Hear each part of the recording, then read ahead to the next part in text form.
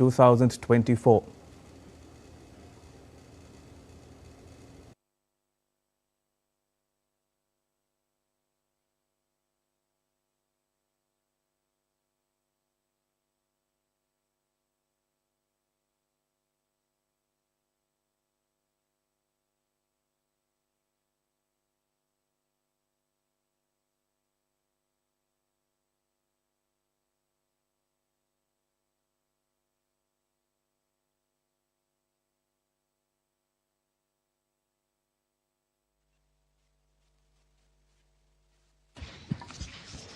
नमस्कार।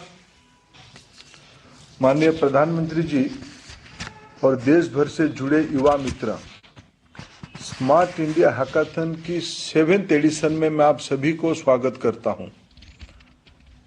ये मंच माननीय प्रधानमंत्री जी के नेतृत्व में पिछले 7 सालों से देश की नौजवानों के अंदर हायर एजुकेशन दुनिया में जुड़े हुए यंग इनोवेटर्स के बीच में एक नया उत्साह भर रहा है। पिछले 10 साल से माननीय प्रधानमंत्री जी जब से देश की सेवा करना शुरू किए हैं, इनोवेशन को एक प्राथमिकता बनाई है। देश ने आज इनोवेशन को लेके, नवाचार को लेके अपना पराकाष्ठा दिखा रही है।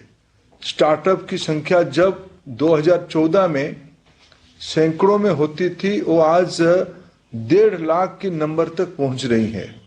यूनिकॉर्न हमारे देश में बन रहा है। हमारी देश की नई पीढ़ी नई पंख लगा के आसमान को छूने लगा है। दुनिया में हमारी नई पहचान बन रही है। ये सारे सफल हो पा रही है माननीय प्रधानमंत्री जी की व्यक्तिगत रुचि, व्यक्तिगत मार्गदर्शन और व्यक्तिगत हैंड होल्डिंग के कारण। आज उसी श्रृंखला को आगे बढ़ाते हुए माननीय प्रधानमंत्री जी हमारे बीच में आए हैं। अभी माननीय प्रधानमंत्री जी देश के लगभग सभी यूनियन टेरिटोरी और राज्यों की पार्टिसिपेशन आज के कार्यक्रम में हो रहा है।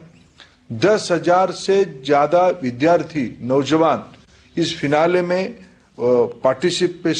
पार्टिसिपेशन कर रहे हैं। 1300 टीम, 1300 टीम 51 प्लेस में आज आपके साथ जुड़ रहे हैं। मैं आपको फिर एक बार इस कार्यक्रम पे स्वागत करता हूं। आपकी एक वाणी हम सबके लिए, आपकी एक वक्तव्य सबके लिए प्रेरित करती है। डिग्री महत्वपूर्ण है, लेकिन डिग्री से ज्यादा कॉम्पिटेंसी महत्वपूर्ण है और इसकी अप्लाइड पार्ट की एक उपक्रम है हैकाथन, स्मार्ट इंडिया हैकाथन। आज हमारे देश में युवाओं की एक अपेक्षा की विषय बन चुकी है। मैं फिर आपको इस कार्यक्रम में स्वागत करता हूं और मैं अनुरोध करता हूं इस कार्यक्रम के ऊपर एक वीडियो और एक लघु चित्र हम लोगों के सामने रखा जाए। Technology helped me build a sensor that can alert authorities about leaks in main water pipes. Can we build a technology that can help us increasing the longevity of food items? When we think, we innovate. When we innovate, we solve real-world problems. To realize Prime Minister Narendra Modi's vision of Bharat being the next global innovation hub, the Ministry of Education's Innovation Cell has been organizing the Smart India Hackathon for the last 6 years, which has now acted as a seed, nurturing a dynamic ecosystem that can incubate innovative ideas at their nascent stages and turn them into a fruitful, scalable ventures, paving the way for Viksit Bharat at 2047. मुझे खुशी है कि देश की नौजवान पीढ़ी देश के सामने मौजूदा चुनौतियों के सॉल्यूशन देने के लिए दिन रात एक कर रही है। पहले जो हैकाथॉन्स हुए उनसे मिले सॉल्यूशंस बहुत कारगर रहे हैं। हैकाथॉन्स में शामिल कितने ही स्टूडेंट्स ने अपने स्टार्टअप भी शुरू किए हैं। This year's Smart India Hackathon is even bigger and better. The innovation movement that started with Smart India Hackathon has now resulted into multi-dimensional programs focusing on 4 key aspects: long-term hand-holding of institutions and young innovators, To facilitate handholding, the institution's Innovation Council has been established in more than 14,500 higher educational institutions, along with conducting 3.2 lakh programs on ideation, pitching concepts to investors, etc. The IIC also tracks the progress of institutions and young innovators throughout the year. Considering the success of IICs, School Innovation Councils are also established in over 13,000 schools. SICs are working in close collaboration with the Atal Innovation Mission and Tinkering Labs for a more comprehensive impact. Right policy intervention to incentivize innovation and entrepreneurship. MIC launched the National Innovation and Startup Policy for students and faculty to incentivize them to pursue the path of innovation and entrepreneurship. To strengthen the framework further, the School Innovation Policy was also released in collaboration with CBSE, training faculty as innovation ambassadors. MIC has trained 38,000 plus college faculty and 25,000 plus school teachers as innovation ambassadors, who are our on-ground change agents. Protecting intellectual property, Kapila provides assistance to innovators with patent registration and IP protection. After the introduction of Kapila, there has been 230% increase in IP filing. Apart from intangible benefits, SIH has resulted in many tangible outcomes. Large number of startups have spun out of this initiative. Many government departments have successfully adopted the ideas of SIH. Smart India Hackathon 2023 was really a life changer for us. The product that I developed in Smart India Hackathon, which led me to a winning team, is AutoHaul, which is an autonomous hauling system that is to be retrofitted in the existing dumpers that is used in the mines for ore transportation. मेरे edtech platform का नाम है the special school, जिसमें कि जितने भी specially abled बच्चे होते हैं, जैसे कि blind, deaf, dyslexia, cerebral palsy और वॉइसलेस बच्चों को हम लोग असिस्टिव टेक्नोलॉजी की मदद से शिक्षा प्रदान करते हैं. We were so impressed by the quality of students and the solution approach they offered that we announced a special internship drive among the finalists of our problem statements. So SIH has really helped the Ayush sector to create the startup ecosystem and also innovative ecosystem in this sector. A recent study by IIT Delhi on various MIC initiatives revealed that valuation of the ideas fostered in our HEIs is more than 15,000 crore. What started as a national level hackathon has helped build a culture of innovation and entrepreneurship. Smart India Hackathon. Jai Anusandhan, Jai Bharat.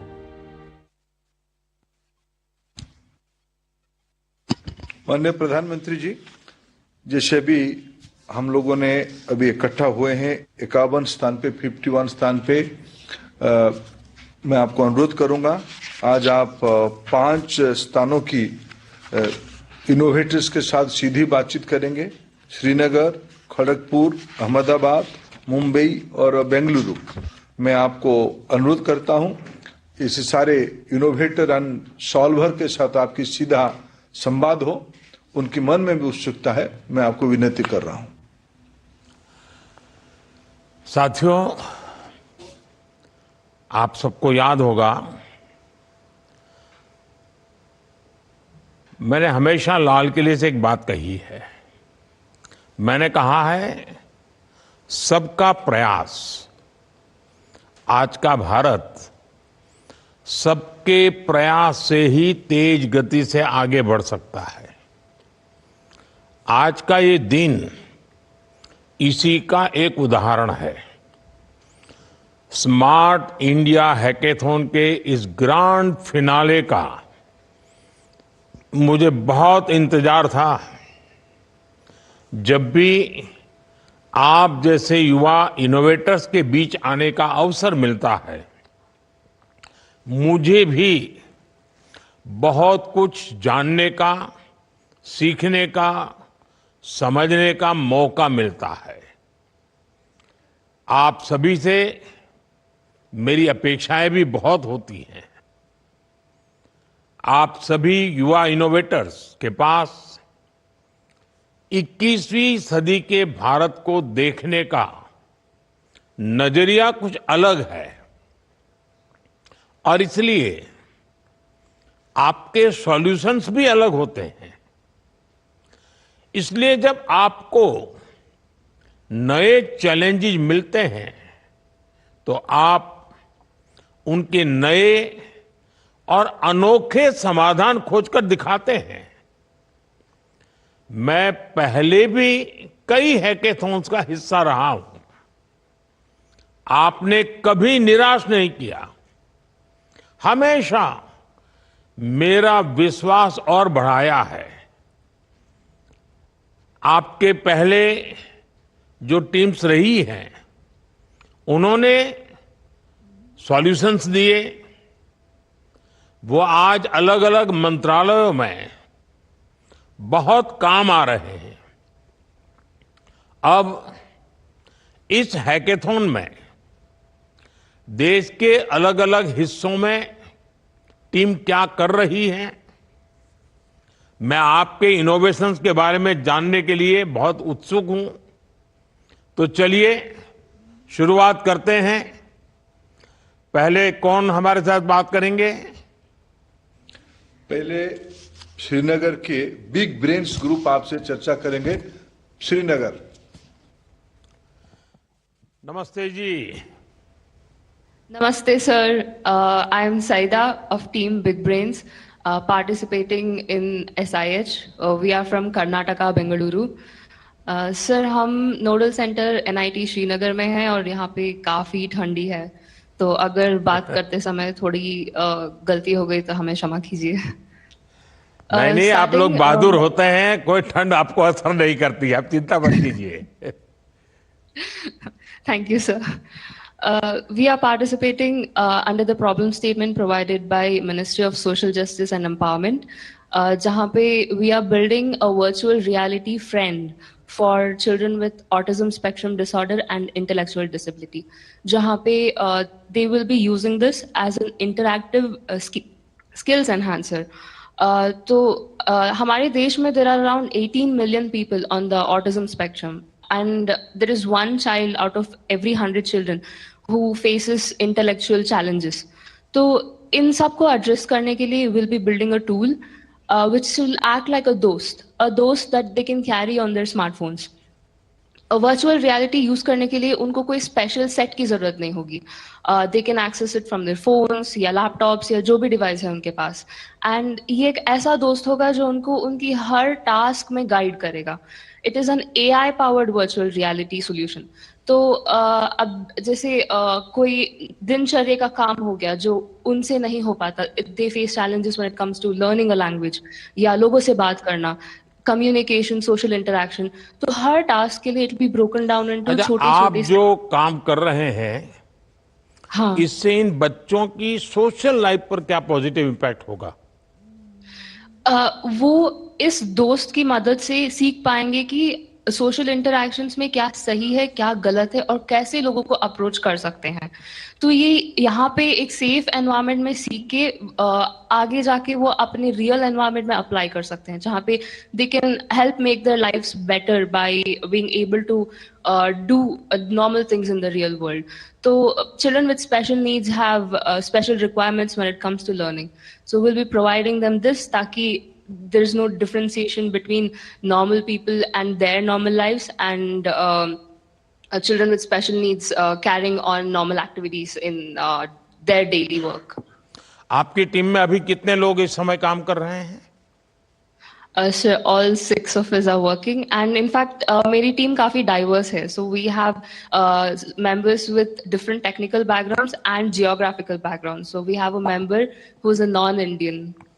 आप में से कोई हैं जिन्होंने ऐसे बच्चों के साथ कभी बातचीत की हो, उनकी कठिनाइयां समझने का प्रयास किया हो और फिर सॉल्यूशन की दिशा में गए हो? Yes, sir. तो हमारी टीम में there is a member who has a family relative who suffers from autism. And हम यहाँ आने से पहले we also spoke at different centers to understand कि इन बच्चों को क्या actual में दिक्कत होती है, so that we can address this in the right way. आप कुछ कह रहे थे, आपके साथी कुछ कहने वाले थे?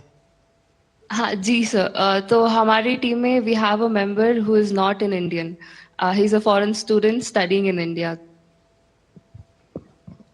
Hello, Mr. Prime Minister. My name is Mohammed Ali As-Saggaf, and I am an international student from Republic of Yemen. So I came to India to pursue my Bachelor of Engineering in Computer Science and Engineering. And I am part of Big Brains team where we are developing an AI-powered virtual reality experience that is specially designed for these kids. These special kids. It is your first experience to be a part of this type of team? I've been part of different hackathons locally in Bangalore, but in this is my first time here in SIH. And I'm very grateful for being part of this huge initiative. And I want to thank you, Mr. Prime Minister, and the government of India for giving me this opportunity. And from this place, I invite all my fellow Yemeni students and international students to be innovators outside, to be part of India's innovative ecosystem. Thank you.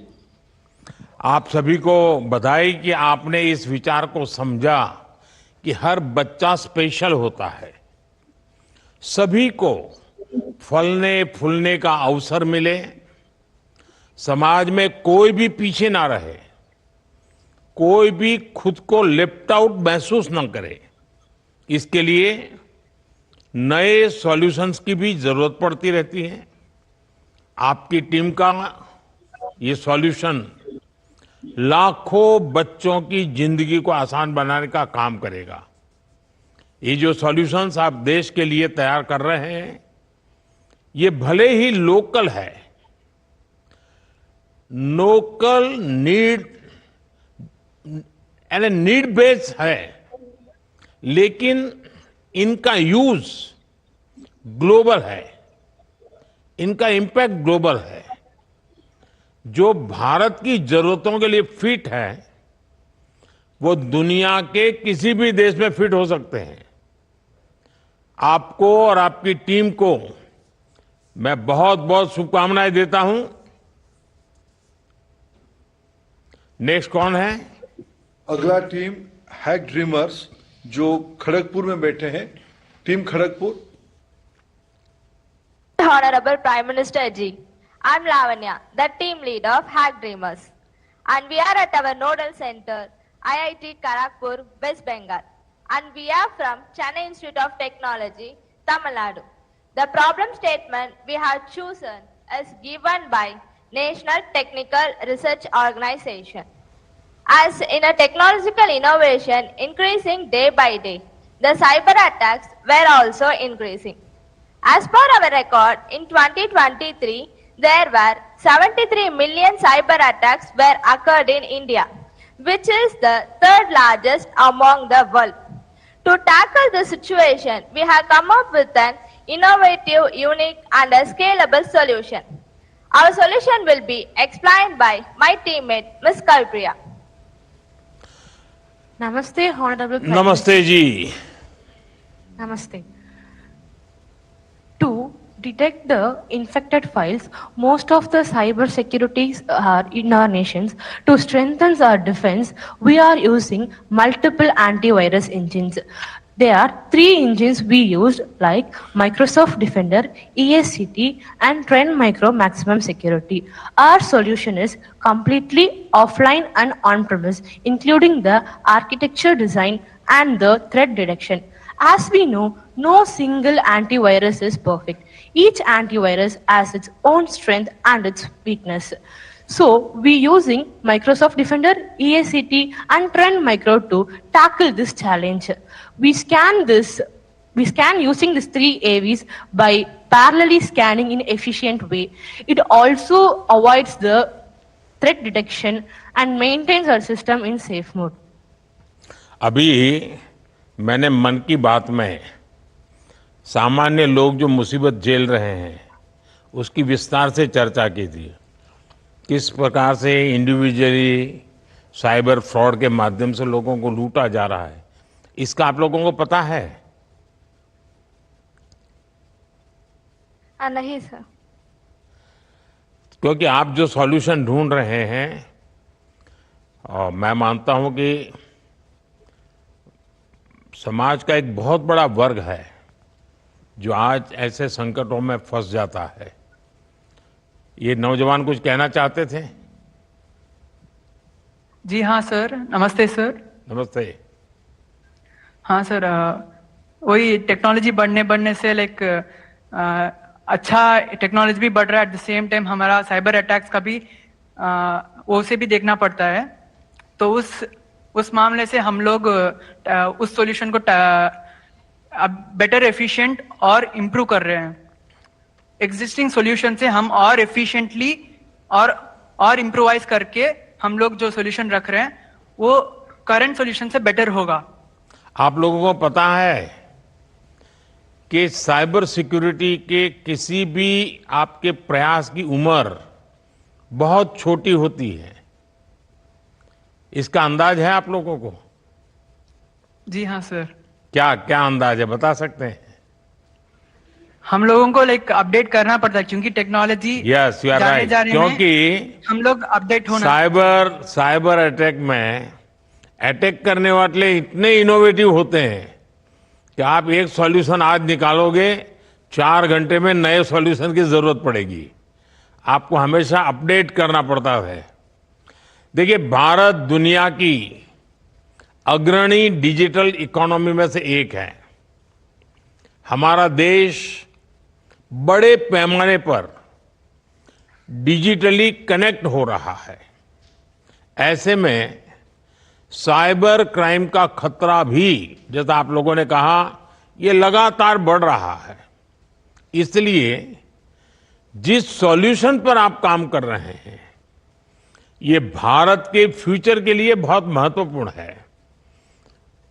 लेकिन जैसे मैंने कहा, ये one time solution नहीं होता है।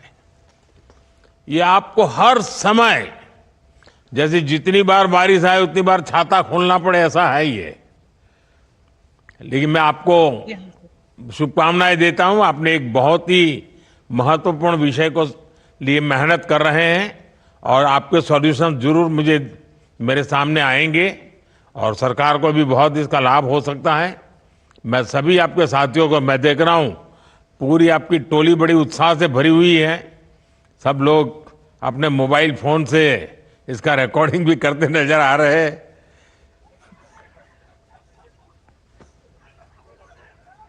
चलिए हम आगे चलते हैं। अगली टीम कौन है? हम इंटरेक्ट करेंगे टीम कोड ब्रो के साथ, जो गुजरात टेक्निकल यूनिवर्सिटी अहमदाबाद में बैठा है। Over to Ahmedabad. नमस्ते प्रधानमंत्री जी।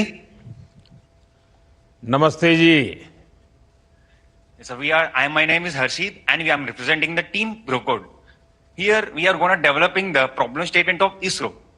Our problem statement is enhancing the darker images of the solar pole, which is located at the South Pole.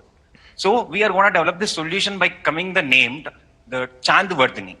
Chandvardhani is a solution where we can able to enhance the darker images into the higher quality of the image. So it is not only the image quality enhancer, it is also the decision making skill. In the decision making skill, we are going to detect the craters, boulders, and also the real time site selection also, sir. आप कभी ये space की दुनिया में जो लोग काम करते हैं, क्योंकि अहमदाबाद में आप लोग बैठे हैं, वहां तो बहुत बड़ा सेंटर है स्पेस का, कभी वहां जाकर के उन लोगों से कोई चर्चा करके इश्यूज क्या है, क्वालिटी रिजल्ट के लिए क्या करना है, कुछ चर्चा की क्या? I had talked with the mentors and also the scientists among Hyderabad, but I had not reached the any centers like this because we are far away from the Andhra Pradesh. अच्छा, क्या इस project की वजह से हम चंद्रमा की geological और एनवायरमेंटल कंडीशन को और अधिक बेहतर ढंग से जान पाएंगे क्या? Yes, sir. Of course, we can able to detect the uncover hidden features of the geological lunar exploration, sir. Example, like we can able to detect the frozen bodies of water bodies, and also we can able to detect the craters and boulders. Boulders is nothing but the bigger stones or as the bigger particles around the moon surface, so that we can able to land the rover very smoothly by detecting these boulders and the craters. अभी आपकी team में कितने लोग काम कर रहे हैं? 6 members. 6 members are working in the teammates. सब अलग अलग जगह से इकट्ठे आए या आप यहीं पर से पढ़ करके निकले हैं? In the problem statement, we had divided the task to all the members. The 3 members are doing the machine learning models, and the 2 members are doing upon the denoising filters for enhancing those images, sir. And now my teammate Sunil will continue the conversation, sir. देखिए, आपने बहुत महत्वपूर्ण विषय को चुना. कुछ कह रहे थे आप? नौजवान कोई और माइक ले रहे थे? Sir, we are from Andhra Pradesh. I don't know Hindi too much. Andhra Garu. Sir. Sorry for that. हाँ, बताइए. Namaste, Pradhan Mantri ji. Namaste. I am Sunil Reddy Sarnala from Andhra Pradesh. We are team Code Bro. We are working on a machine learning model where we can enhance the images from the south pole of the moon. And these images can be enhanced by machine learning model where we are using 2 architectures. One is darknet and another one is photonet. Darknet is used to remove the shadow of the images, and photonet is used to reduce the noise of the images. While taking the image from the south pole of the image, there will be low light conditions, and also there will be high noise due to the low photons. So we are enhancing that image by using the neural networks. And those neural networks will be having the 1024 neurons each. And Harshit actually mentioned that there is a chance in the best case we can detect the frozen water bodies also. And I am very happy to speak with you, sir. And it was always my dream to talk with you. And you came to Nellore also. I am far in the crowd. I am always seeing and shouting like I am very biggest fan of you, sir. Thank you. Thank you for giving this opportunity, sir. देखिए साथियों, space technology में भारत की यात्रा को दुनिया बहुत उम्मीद से देख रही है. आप जैसे यंग ब्रेन्स जब इससे जुड़ते हैं तो उम्मीद और बढ़ जाती है. आप जैसे यूथ इनोवेटर्स को देखकर साफ है कि भारत ग्लोबल स्पेस पावर के तौर पर तेजी से अपनी भूमिका का विस्तार करेगा. मैं आप सभी को अपनी शुभकामनाएं देता हूं. आइए, अब नेक्स्ट टीम कौन है? अगले टीम मिस्टिक ओरिजिनल्स, ये Welingkar institute of management development and research Mumbai के हैं. मुंबई की मित्र माननीय प्रधानमंत्री जी से बात करें. नमस्ते माननीय प्रधानमंत्री जी. नमस्ते जी. मेरा नाम महक वर्मा है और मैं टीम मिस्टिक ओरिजिनल्स की टीम लीडर हूं. हम लोग Indian Institute of Information Technology Kota से हैं and it is an absolute honor to be here at Smart India Hackathon 2024 with my amazing team comprising Akshat Jangra, Kratan Agrawal, Sumit Kumar, Avinesh Radhor, Tushar Jain and our mentor Ananya Srivastav. हम लोग एक security challenge को tackle कर रहे हैं जो कि Bharat electronics limited द्वारा दिया गया है, which is microdoppler based target classification. That is to distinguish कि एक given object ड्रोन है या फिर बर्ड है. क्योंकि प्रॉब्लम ये है कि अक्सर both drones as well as birds they appear similar on the radar, जिसकी वजह से it may lead to false alarms, inefficiencies and other potential security threats, especially in sensitive areas जैसे military zones, airports and other critical infrastructures. And thus our aim is to develop a solution which processes advanced radar data using machine learning algorithms to accurately classify कि एक given object drone है या फिर bird है. To tell more about the solution, I would like to hand over to my teammate Akshat. नमस्ते माननीय प्रधानमंत्री जी. नमस्ते. मेरा नाम अक्षत है और मैं टीम मिस्टिक ओरिजिनल्स का सदस्य हूं. So sir, our solution works by using microdoppler signatures, which are the unique patterns generated by different objects. These can be due to the wing beats of birds or the rotor blade movements of drones. तो इसे हम fingerprints की तरह समझ सकते हैं. जैसे हर human being के अलग फिंगरप्रिंट होते हैं, वैसे ही हर ऑब्जेक्ट एक अलग माइक्रो डॉपलर सिग्नेचर देता है, जिसकी मदद से हम डिफरेंशिएट कर सकते हैं कि ये ऑब्जेक्ट एक ड्रोन है या फिर बर्ड है. And this differentiation is very crucial in preventing any disruptions in areas like airports, borders and military zones where there is a lot of need for security. So if I talk about how our system works, आपको इतना difference पता चलेगा कि भाई नहीं ये bird नहीं है लेकिन ड्रोन है, लेकिन क्या आप ये भी बता पाएंगे कि कितने डिस्टेंस पर है, किस दिशा में जा रहा है, कितनी गति से जा रहा है, ये सारी चीजें इसमें मैप कर पाएंगे आप? हाँ जी सर, हम इस पर भी काम कर रहे हैं और हम जल्दी ये चीज भी कर पाएंगे. आप लोग जो ड्रोन का पता लगाने वाले सिस्टम पर काम कर रहे हैं, ड्रोन्स के बहुत से पॉजिटिव यूज है, लेकिन कुछ ताकतों द्वारा गलत इस्तेमाल के कारण ड्रोन सिक्योरिटी के लिए चुनौती भी है. आपकी टीम इस चुनौती से कैसे निपटेगी?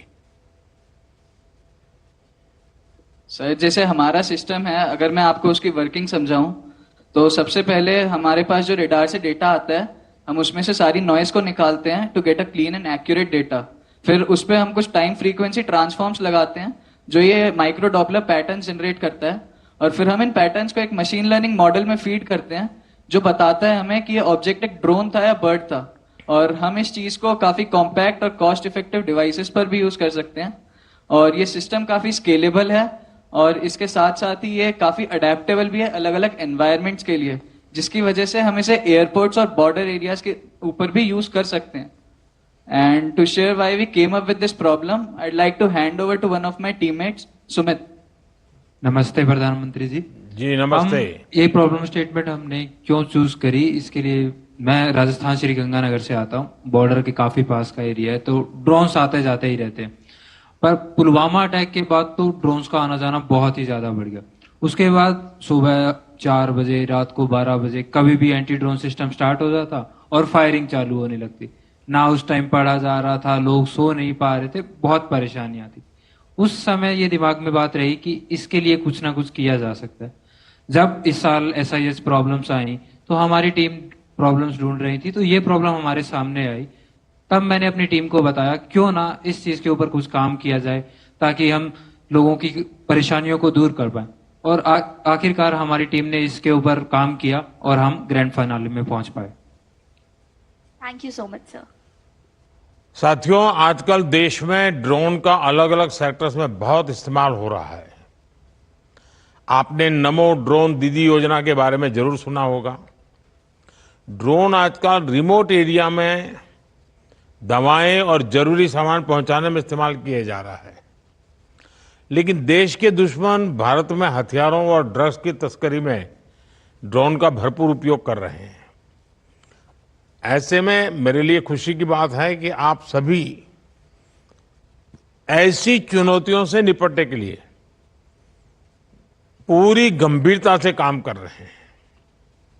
आपका प्रयास डिफेंस टेक्नोलॉजी के एक्सपोर्ट को भी नया आयाम दे सकता है, और इसलिए मैं आपको बधाई देता हूं. और आपका एक साथी तो स्वयं बॉर्डर पर रहने वालों में से हैं, तो वो इस समस्या को भली भांति समझ भी सकता है और उसके सॉल्यूशन की जरूरत भी समझ सकता है.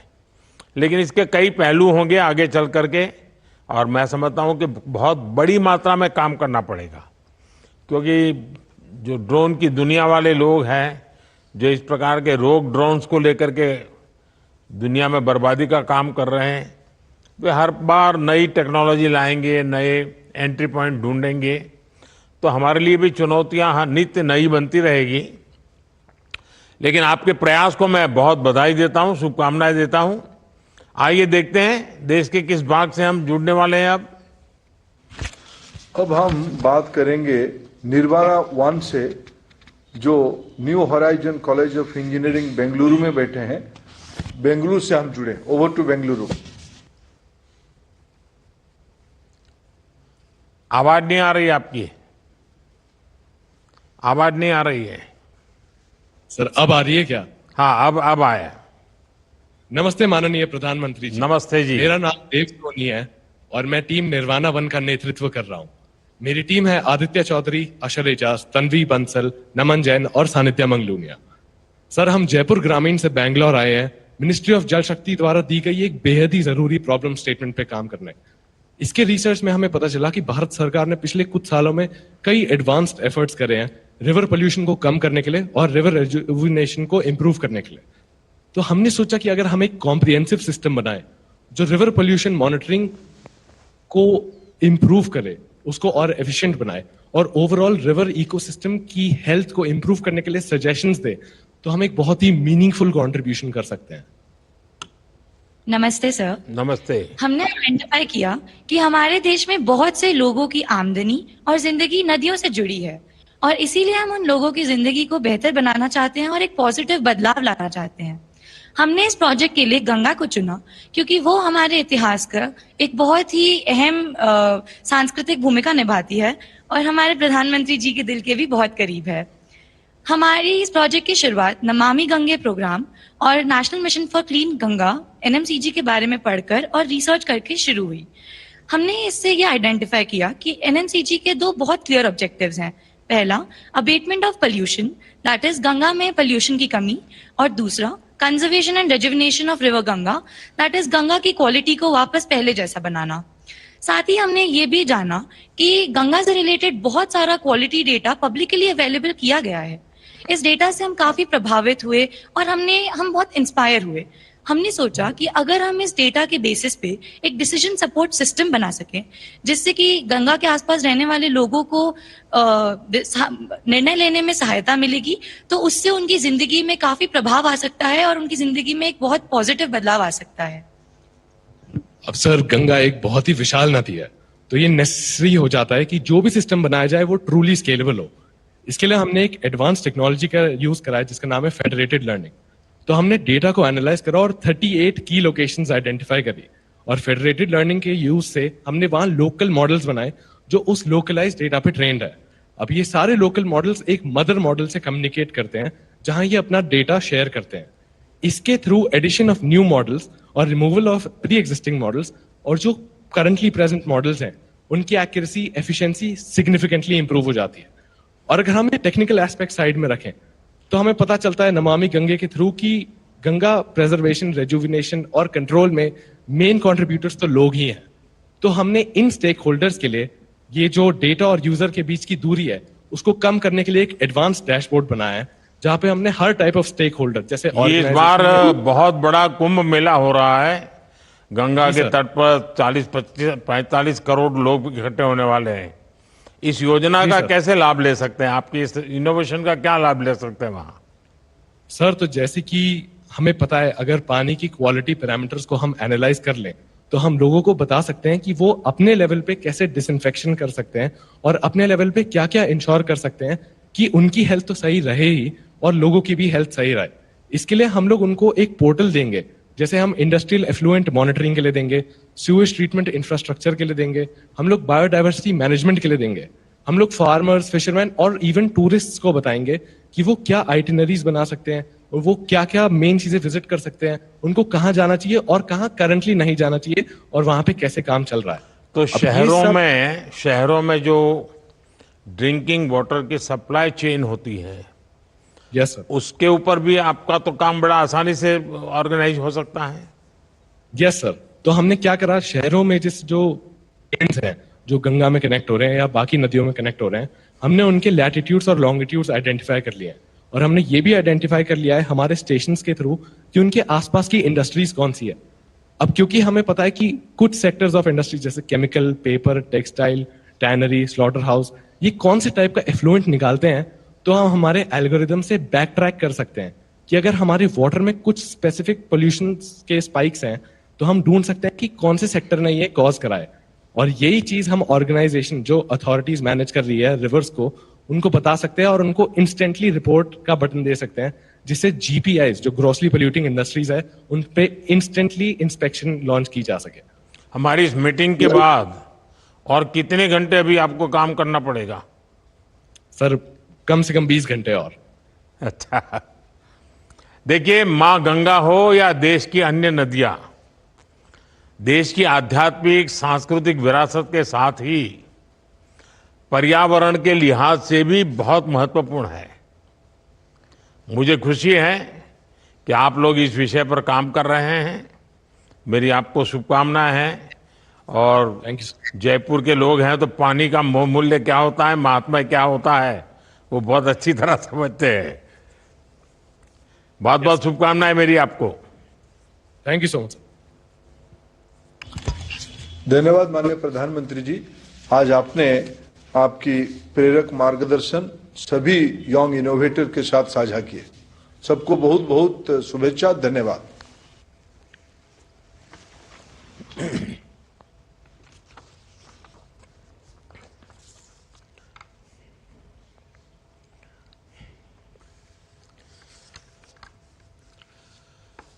साथियों, आप सभी से बात कर करके बहुत अच्छा लगा। और मैं तो देख रहा था कि आप लोगों का समूह जब देखता था, उस समूह में जिस प्रकार से कॉम्बिनेशन बना हुआ है, तो ये एक भारत श्रेष्ठ भारत, उसके दर्शन भी हो रहे थे। नॉर्थ स्टूडेंट साउथ में, साउथ के स्टूडेंट नॉर्थ में, ईस्ट के वेस्ट में, वेस्ट के ईस्ट में। तो मैं समझता हूं कि बहुत ही अच्छा अनुभव रहा होगा आप लोगों के लिए भी, और देश की विशालता और विविधता का भी आप लोग अनुभव करते होंगे। तो आपके हैकेथॉन में विषय के उपरांत भी आपको साइडलाइन में भी बहुत सी चीजें सीखने को मिलती होती है। साथियों, आप तो जानते ही हैं कि भविष्य की दुनिया नॉलेज और इनोवेशन से ही ड्राइव होने वाली है। और ऐसे में आप भारत की होप है, एस्पिरेशन है, आपके पर्सपेक्टिव अलग है, सोच अलग है, और एनर्जी का लेवल तो बहुत ही अलग है। लेकिन सबका एम एक ही है।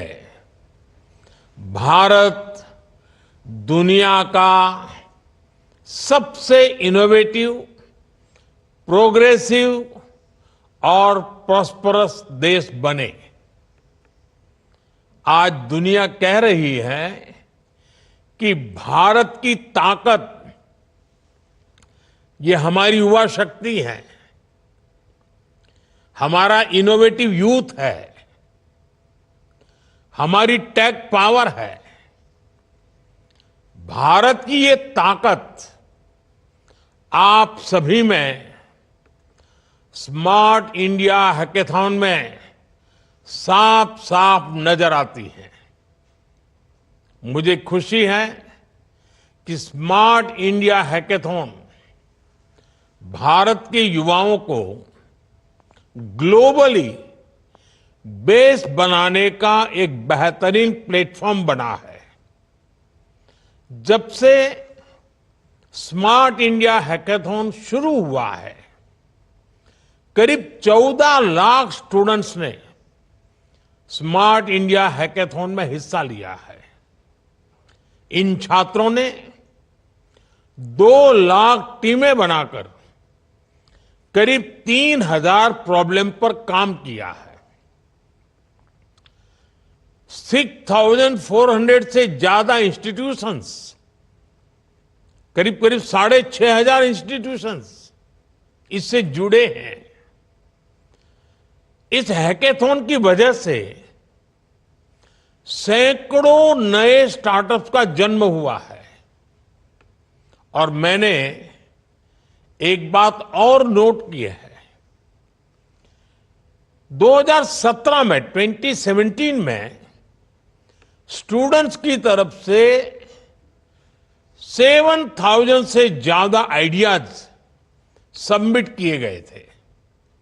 इस बार इन आइडियाज की संख्या 57,000 से भी ज्यादा हो गई है।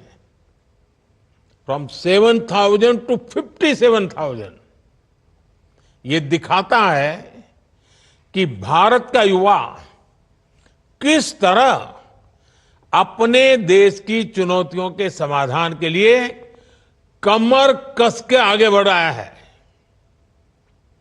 साथियों, बीते 7 सालों में जितने भी हैकाथॉन हुए हैं, उनके बहुत सारे सॉल्यूशंस आज देश के लोगों के लिए बहुत उपयोगी सिद्ध हो रहे हैं।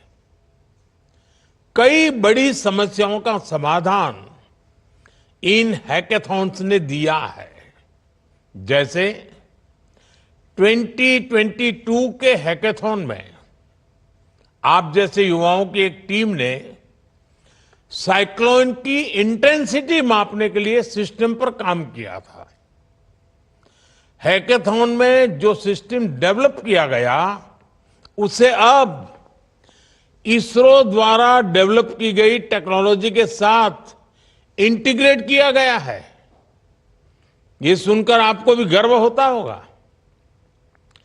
4-5 साल पहले हैकाथॉन में एक और टीम ने एक ऐसा वीडियो जियो टैगिंग ऐप बनाया जिसने डेटा कलेक्शन को बहुत आसान बना दिया है।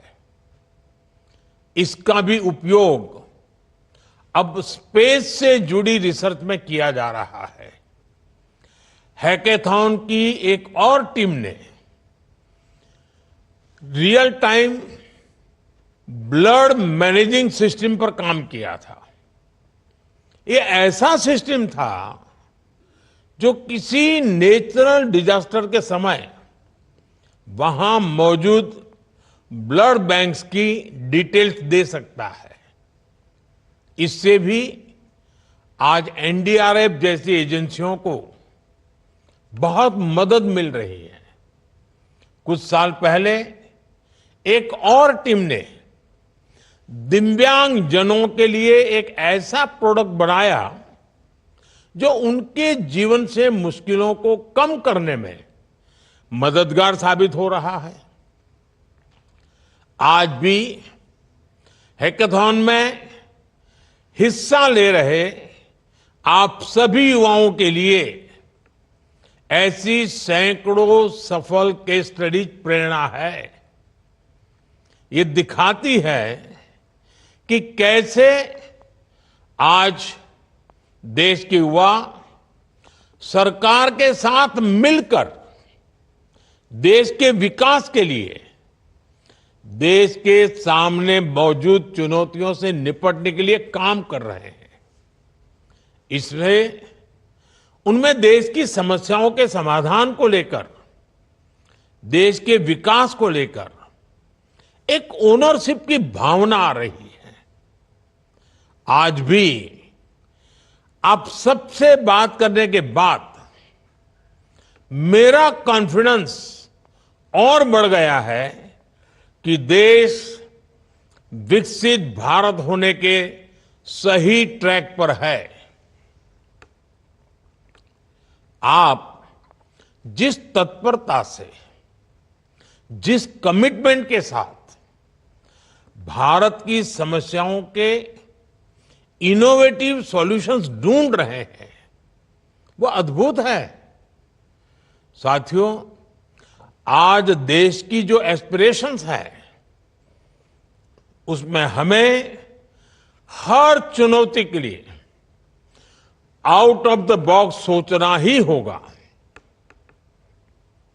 हमें हर सेक्टर में out of the box thinking की ये अप्रोच हमारी आदतों में शामिल करनी होगी।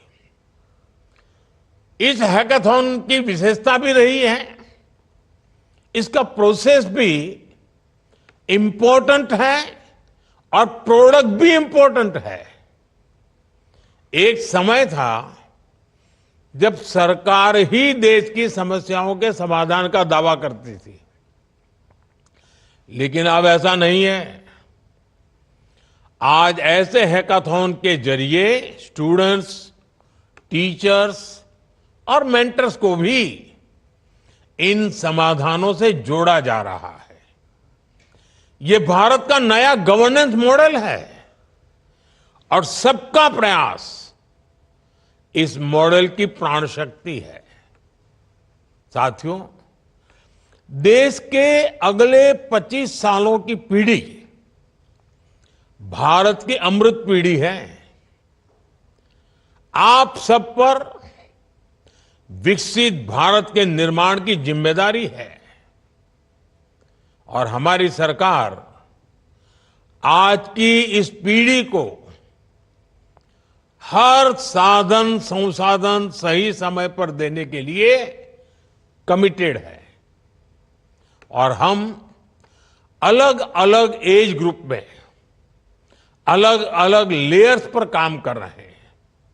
स्टूडेंट्स में साइंटिफिक माइंडसेट को नर्चर करने के लिए हमने नई नेशनल एजुकेशन पॉलिसी लागू की है। देश की अगली पीढ़ी को स्कूलों में इनोवेशन के संसाधन मिले, इसके लिए हमने 10,000 से ज्यादा अटल टिंकरिंग लैब्स खोले हैं। आज 1 करोड़ से ज्यादा बच्चों के लिए ये लैब्स नए नए प्रयोगों और अनुसंधानों का केंद्र बन रही है। देश के 14,000 से ज्यादा पीएम श्री स्कूल भी 21st सेंचुरी की स्किल्स पर काम कर रही है। स्टूडेंट्स की इनोवेटिव सोच और बेहतर हो, इसके लिए हमने कॉलेज लेवल पर इंक्यूबेशन सेंटर्स की स्थापना की है। प्रैक्टिकल लर्निंग्स के लिए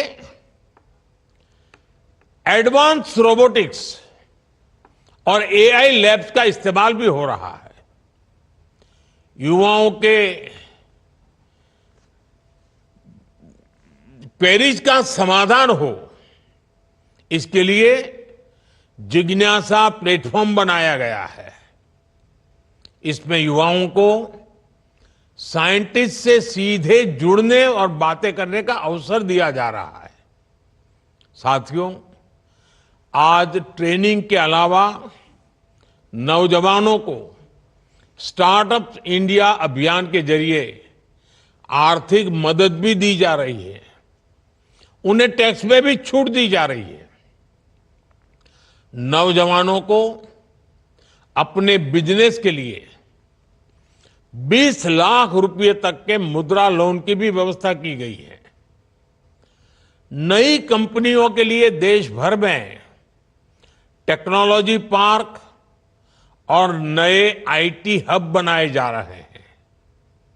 सरकार ने 1 लाख करोड़ रुपए का रिसर्च फंड भी बनाया है। यानी कैरियर के हर स्टेज पर सरकार आप सब नौजवानों के साथ खड़ी है, उनकी जरूरतों के हिसाब से काम कर रही है। ऐसे हैकाथॉन भी हमारे नौजवानों को नए नए अवसर दे रहे हैं। और ये सिर्फ कोई औपचारिक सा इवेंट नहीं है, एक स्थायी इंस्टीट्यूशन को इवॉल्व करने की प्रक्रिया है। ये हमारे प्रो पीपल गवर्नेंस मॉडल का हिस्सा है। साथियों, अगर हमें दुनिया की इकोनॉमिक सुपर पावर बनना है तो हमें इकोनॉमी के नए सेक्टर पर खूब काम करना होगा। आज भारत डिजिटल कंटेंट क्रिएशन से गेमिंग तक कई ऐसे सेक्टर्स में आगे बढ़ रहा है जो 10 साल पहले तक बहुत इवॉल्व नहीं हुए थे। आज भारत कैरियर के नए रास्ते भी बना रहा है, युवाओं को नए रास्ते तलाशने और उन पर प्रयोग करने के अवसर भी दे रहा है। युवाओं की क्यूरियोसिटी और कन्विक्शन को समझते हुए सरकार उनके इंटरेस्ट को बढ़ावा दे रही है। सरकार रिफॉर्म्स करके उनके रास्ते से रोड़े हटा रही है।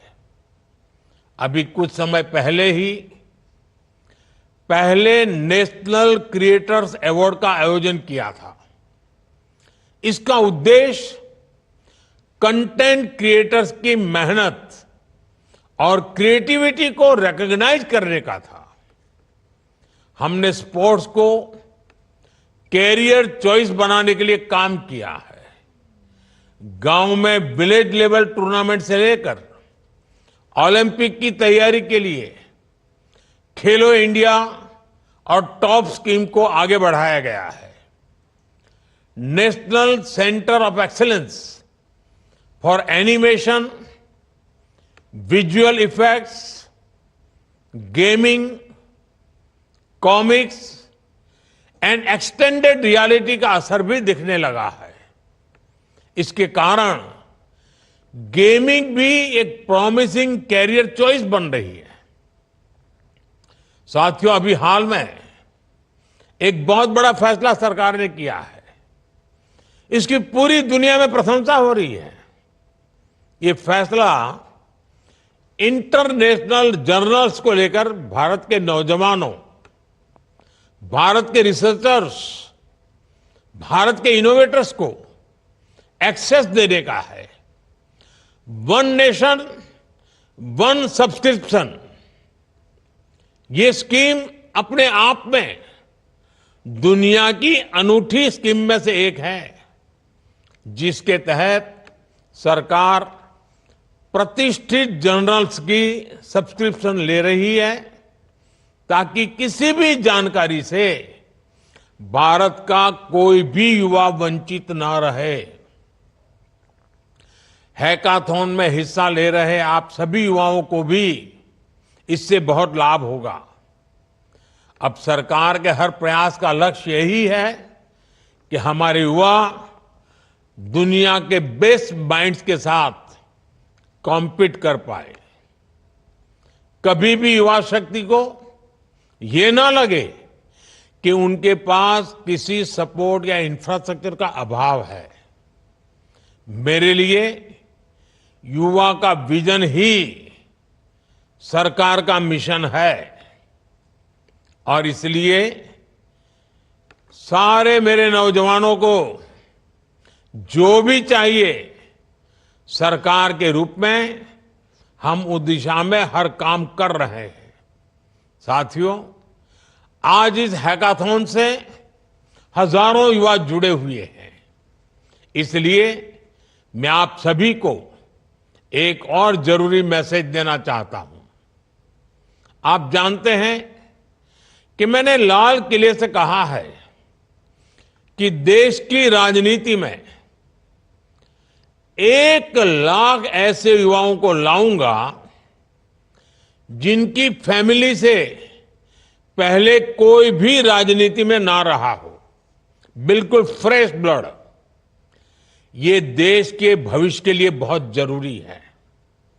इस काम को करने के लिए अलग अलग तरीके से काम हो रहा है। ऐसा ही एक आयोजन अगले महीने होने जा रहा है। विकसित भारत यंग लीडर्स डायलॉग। इसमें देश भर के करोड़ों नौजवान हिस्सा लेंगे। विकसित भारत के लिए अपने आइडियाज देंगे।